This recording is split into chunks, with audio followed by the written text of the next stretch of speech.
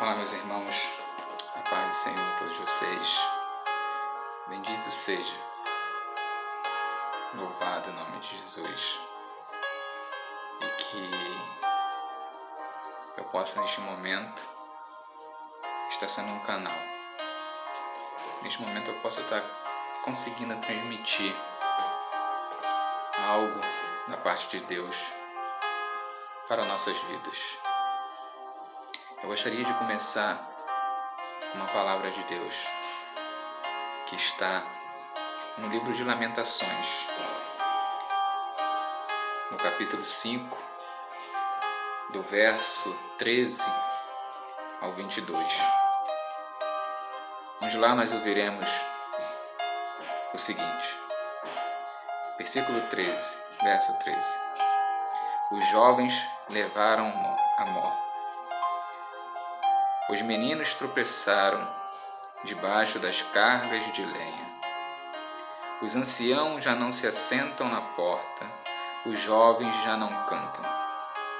Cessou o júbilo de nosso coração, converteu-se em lamentações a nossa dança. Caiu a coroa da nossa cabeça. Ai de nós, porque pecamos. Por isso, caiu doente o nosso coração, por isso se escureceram os nossos olhos. Pelo monte Sião, que está assolado, andam as respostas. Tu, Senhor, reinas eternamente. O teu trono subsiste de geração em geração. Por que te esquecerias de nós para sempre? Por que nos desampararia por tanto tempo?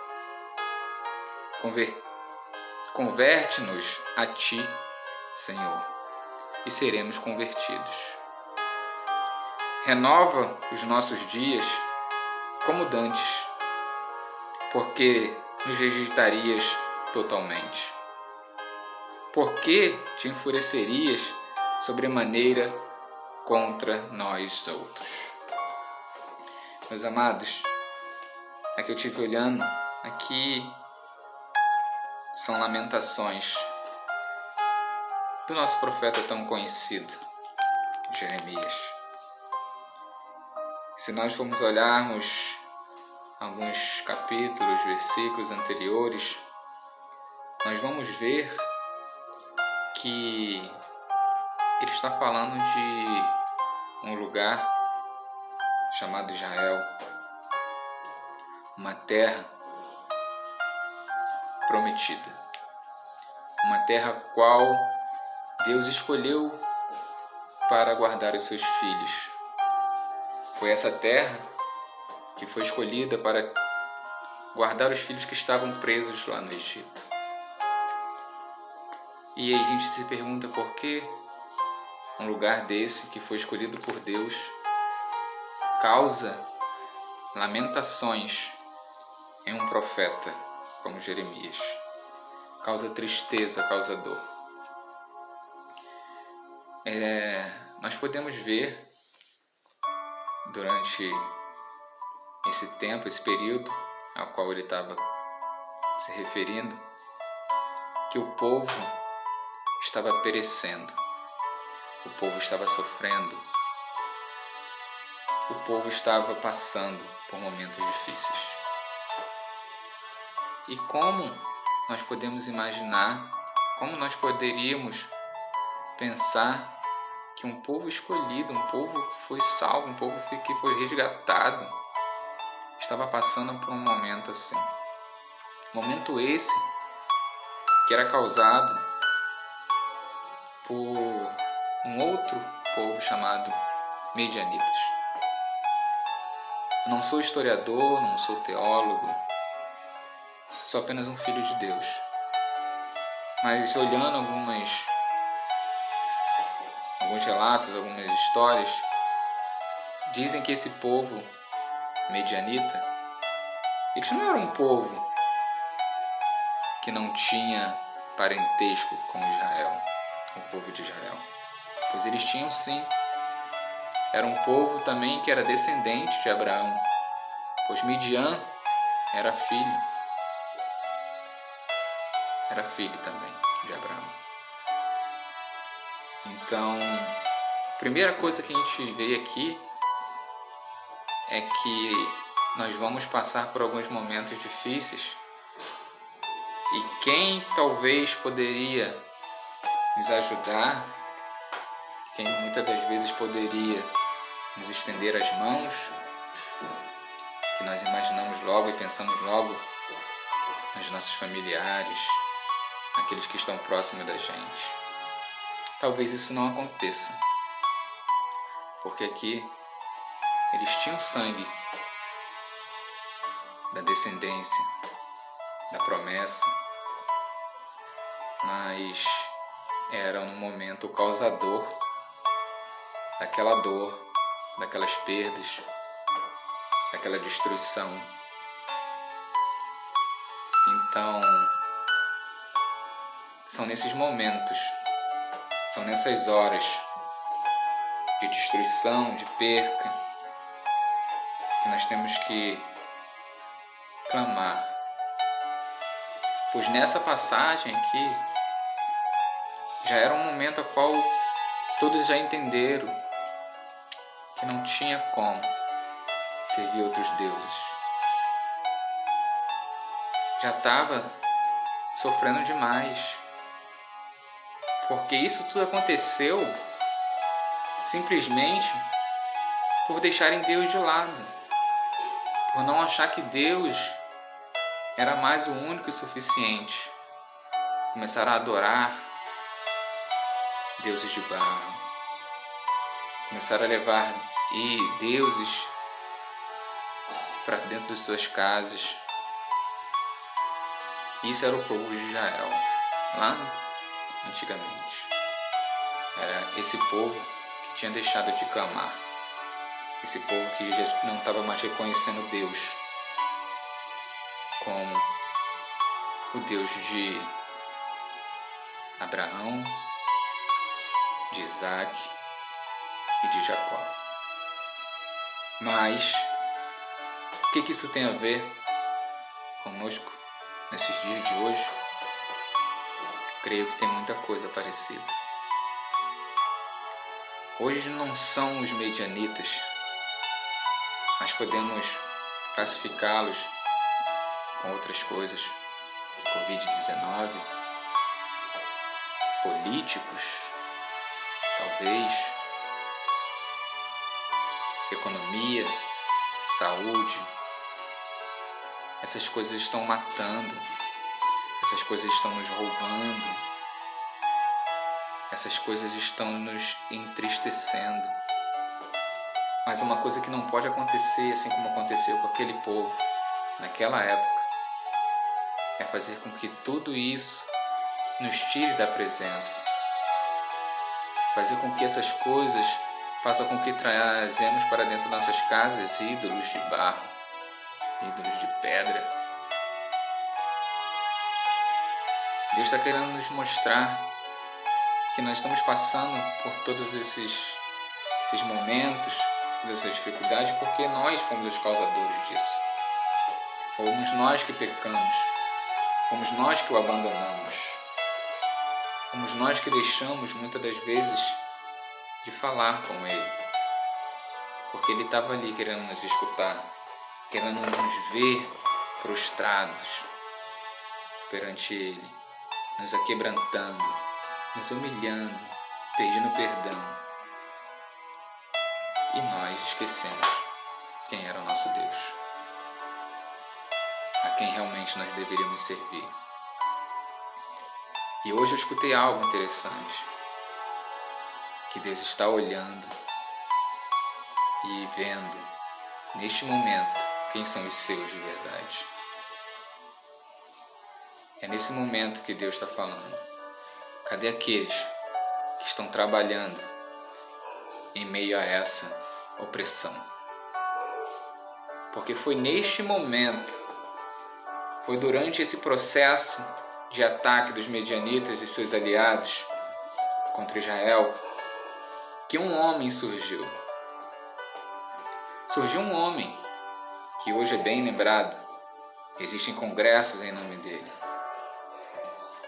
conhecido como Gideão. Gideão foi encontrado por Deus dentro de um lagar. Como eu já disse antes, eu não sou historiador, não sou muito entendedor de muitas coisas, mas eu entendo que um lagar era um local para se pisar uvas. E Gideão não estava pisando uvas, Gideão estava malhando trigo. E podemos entender que trigo é um local que precisa ser colocado em um lugar com bastante espaço para que possa ser separado das sementes, tudo mais, das palhas, isso, algumas coisas assim. Acredito que seja bem parecido com isso. E Gideão estava dentro de um lugar apertado, provavelmente, mas estava ali. E aparentemente a gente pode olhar e falar assim, que um cara corajoso, um cara que não tá nem aí para os medianitos se vierem, vai partir para dentro, vai brigar e vai lutar pelo seu trigo. Mas dando uma olhadinha na vida de Gideão, ele não era esse corajoso todo. Provavelmente ele estava lá pelo simples fato de ele ser o menor da casa dele. Talvez era por isso. Os outros não queriam fazer aquele trabalho, por ele ser o menor. Assim como Davi, como era o menor de sua casa, fazia os trabalhos mais pesados. E creio que assim foi com Gideão, acredito eu. E o anjo do Senhor, o próprio Deus, veio a Gideão. E todos conhecem, acredito que muitos já ouviram falar dessa história. E falou com Gideão, incrédulo que aquilo estava acontecendo na vida dele, foi usado de uma forma tremenda por Deus. E com Gideão aconteceu que muitas das vezes pode estar acontecendo com algum de nós. Neste momento, você de repente está tendo que fazer um culto de uma forma diferente. Talvez você está tendo que fazer um monte de uma forma diferente para que não pare, para que o alimento continue chegando às mesas da sua família, das suas ovelhas. Quantos Gideões estão aparecendo durante essa opressão? Quantos poderão ainda aparecer? Porque Deus vai usar, porque Deus tem muita coisa para fazer. Só que Ele precisa que nós façamos a nossa parte. Porque em meio a toda essa dificuldade, a tudo isso, nós podemos crer com uma coisa, que Deus está no controle. Deus, Ele vai mostrar um caminho. Deus não vai deixar os seus perecer. E apenas com isso tudo, Ele está nos dando a oportunidade de querer ser usado. Porque eu não vejo uma outra saída se não for através das mãos de Deus, se não for seguindo os passos de Jesus. Pois Israel, através de Gideão, um homem que se sentia desencorajado, se sentia o menor, pois ao momento em que Deus falou com ele, a primeira coisa que ele disse: sou o menor de minha casa, a minha família é a menor da minha tribo. Ele logo se pôs como um incapaz, se pôs como um fraco, um desencorajado. Mas acredita que foi aí que Deus falou, é dele que eu preciso. Porque nesse momento não é um momento de nós acharmos que nós podemos fazer sozinhos, não é um momento de nós acharmos que podemos conseguir com as nossas próprias forças. Deus está procurando em cada um de nós é isso. É entendermos que não somos capazes, que não somos fortes, que não somos corajosos, mas que faremos com um único propósito: obediência a Deus. Porque assim entenderemos que não foi nós, não foram nossas mãos, não foi a nossa força, mas sim o poder e a glória de Deus se manifestando. Pois eu gostaria de lembrar de uma outra passagem muito legal, muito forte, que é de José.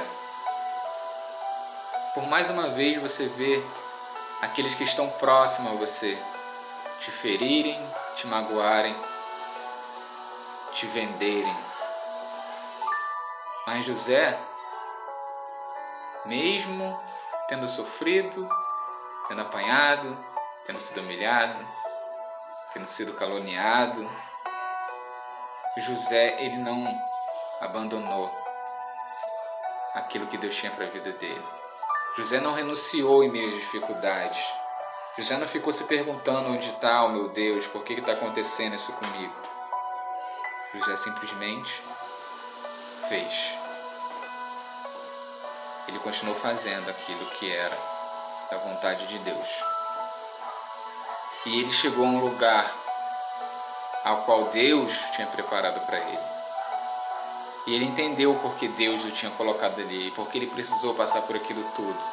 Que nós só vamos entender o que Deus está fazendo conosco agora, quando nós estivermos colhendo aquilo que nós plantamos hoje. Porque essa foi a palavra da virada do ano: plantar, semear, colher.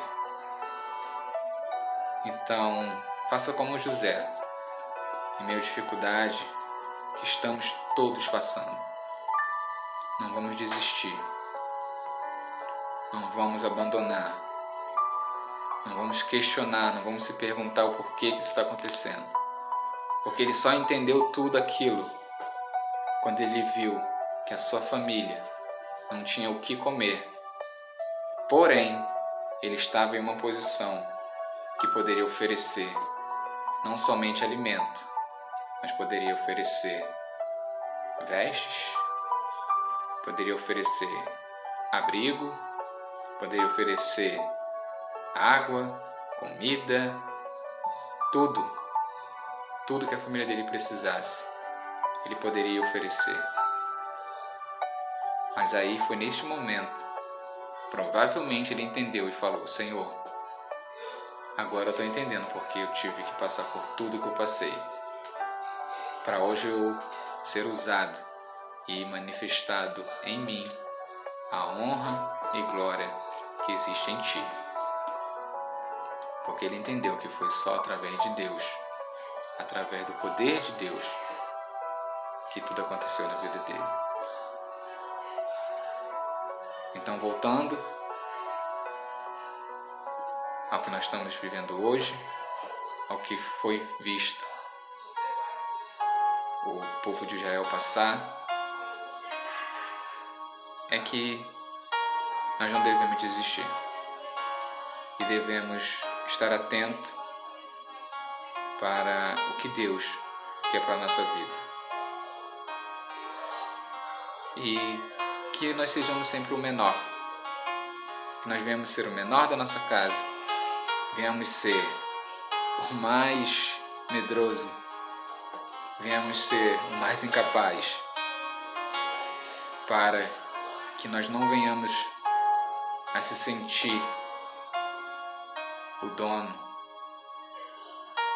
daquilo que Deus tem feito em nossas vidas, para que isso venha a ser apenas testificado em nossas vidas o poder e a glória de Deus para cada um de nós.